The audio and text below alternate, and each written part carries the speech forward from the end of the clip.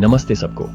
आज मैं आपको अल्मा के विश्वास के कुछ सबसे पावरफुल लेसन्स के बारे में बताना चाहता हूँ। उनकी शिक्षाएं हमेशा के लिए हैं और सच में हमारी डेली लाइफ में हमें इंस्पायर कर सकती हैं। चलिए शुरू करते हैं। सबसे पहले इमेजिन कीजिए, अल्मा लोगों के सामने खड़े हैं, अथॉरिटी से बात कर रहे हैं। वो पवित्र पुजारियों के सिद्धांतों के बारे में सिखाते हैं और कहते हैं, भाइयों, मैं आपको याद दिलाना चाहता हूँ कि प्रभु परमेश्वर ने अपने लोगों को ये आज्ञाएं दी थीं। मुझे आशा है कि आप याद रखेंगे कि प्रभु परमेश्वर ने अपने डिवाइन ऑर्डर के अनुसार, यानी अपने बेटे के ऑर्डर के अनुसार पुजारियों को नियुक्त किया है ताकि वो लोगों को ये शिक्षाएं दें। आगे हम देखते हैं कि नेक लोग प्रार्थना करने के लिए घुटने टेकते हैं, जो उनके पवित्र बुलावे का प्रतीक है। अल्मा समझाते हैं, इस तरह उन्हें नियुक्त किया गया था। उनके स्ट्रॉन्ग फेथ और अच्छे कामों के कारण भगवान के फोर नॉलेज के अनुसार दुनिया की शुरुआत से ही उन्हें बुलाया गया था और तैयार किया गया था। शुरुआत में उन्हें अच्छाई या बुराई चुनने की अनुमति दी गई थी, इसलिए उन्होंने अच्छाई को चुना और अपने ग्रेट फेथ का उपयोग करके उन्हें डिवाइनली कॉल किया गया। फिर अल्मा हमें बताते हैं कि कैसे पुजारी लोगों को भगवान के विश्राम में ले जाते हैं। कल्पना कीजिए कि एक पुजारी लोगों के समूह को सिखा रहा है, आसमान की ओर इशारा कर रहा है। अल्मा कहते हैं, इस तरह उन्हें इस डिवाइन कॉलिंग से बुलाया गया और उन्हें हाई प्रीस्ट के पद पर नियुक्त किया गया ताकि वो दुनिया को उसकी आज्ञाएं सिखाए, ताकि वो भी उसके विश्राम में प्रवेश कर सकें। अब एक एटर्नल सीन की कल्पना कीजिए जहां पुजारी का पद पीढ़ी दर पीढ़ी चलता रहता है। अल्मा बताते हैं, ये हाई प्रीस्ट का पद उनके बेटे के ऑर्डर के अनुसार है, जो दुनिया की शुरुआत से ही है। दूसरे शब्दों में, इसका कोई बिगिनिंग या एंड नहीं है। यह सभी चीजों के बारे में उनके फोर नॉलेज के अनुसार इटर्निटी से इटर्निटी तक तैयार किया गया है। फिर हम एक हाई प्रीस्ट को सफेद वस्त्र पहने हुए देखते हैं, जो प्यूरिटी और होलीनेस का प्रतीक है। अल्मा हमें बताते हैं, इसीलिए उन्हें इस डिवाइन ऑर्डर के अनुसार बुलाया गया और उन्हें पवित्र किया गया।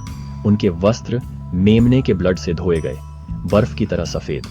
आगे हम मेल्कीजेडेक के फेथ और लीडरशिप के बारे में सीखते हैं। कल्पना कीजिए कि मेल्कीजेडेक पावरफुली प्रीच कर रहे हैं, लोग पश्चाताप कर रहे हैं और धरती पर शांति है।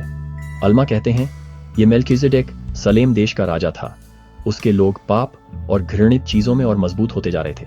हाँ, वे सब भटक गए थे, वे सभी प्रकार की बुराइयों से भरे हुए थे। लेकिन मेल्कीजेडेक ने अपने ग्रेट फेथ का उपयोग करके भगवान के होली ऑर्डर के अनुसार हाई प्रीस्ट का पद स्वीकार किया और अपने लोगों को पश्चाताप का उपदेश दिया।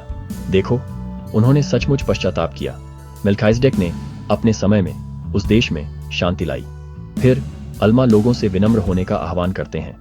हम लोगों के एक समूह को विनम्रतापूर्वक अपना सिर झुकाकर प्रार्थना करते हुए देखते हैं। वो कहते हैं, भाइयों, अब मैं चाहता हूं कि तुम भगवान के सामने खुद को विनम्र करो, पश्चाताप के योग्य फल दो, ताकि तुम भी उस विश्राम में प्रवेश कर सको। आगे कल्पना कीजिए कि एक देवदूत चरवाहों के एक समूह के सामने प्रकट होता है, जो मसीह के आने की खुशखबरी सुनाता है। अल्मा कहते हैं, हाँ, प्रभु की आवाज स्वर्गदूतों के माध्यम से सभी देशों को घोषित की गई। हाँ, यह घोषणा करते हुए कि उन्हें बहुत खुशी का संदेश मिल सकता है। हाँ, उसने अपने सभी लोगों के बीच यह खुशखबरी सुनाई। अल्मा की आवाज में एक अर्जेंसी है। वो अपने लोगों से विनती कर रहे हैं। उन्हें कल्पना कीजिए, उनका चेहरा उत्सुकता और प्यार से भरा हुआ है। वो कहते हैं, अब पश्चाताप का समय है, क्योंकि सैल्वेशन का दिन निकट है। भाइयों, अब मैं दिल से, हाँ, बहुत चिंता के साथ, यहां तक कि दर्द के साथ चाहता हूं कि तुम मेरी बात सुनो, अपने पापों को छोड़ दो और अपने पश्चाताप के दिन को आगे मत बढ़ाओ। अल्मा हमें फेथ और लव रखने के लिए इनकरेज करते हैं। एक ऐसे व्यक्ति की कल्पना कीजिए जो फेथ और होप से भरे दिल से आसमान की ओर देख रहा है। जैसा कि अल्मा कहते हैं, प्रभु में फेथ रखो, आशा है कि तुम्हें इटर्नल लाइफ मिलेगा। अपने दिल में हमेशा भगवान के लिए लव रखो, ताकि अंतिम दिन में तुम्हें ऊपर उठाया जा सके और उसके विश्राम में प्रवेश कर सको।